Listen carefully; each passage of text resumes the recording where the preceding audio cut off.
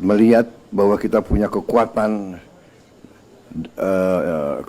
yang ada pada kita, pengalaman kita pernah mengalami musibah-musibah yang besar, cobaan-cobaan besar, tapi kita dengan kerjasama, dengan kekompakan kita mampu menghadapinya.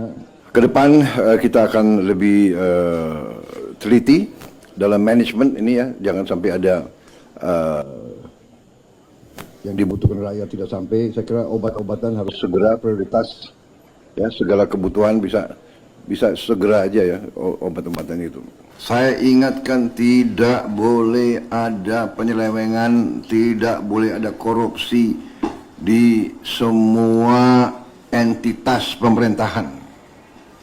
Karena ini buktinya, kita butuh setiap kemampuan kita butuh setiap uang kita untuk menghadapi dan mengatasi kesulitan rakyat. Ya, jadi ini salah satu, saya ingatkan kembali semua menteri, semua pejabat, semua pimpinan, waspada, periksa jajaranmu, periksa proyek-proyek yang kalian bertanggung jawab. Ya.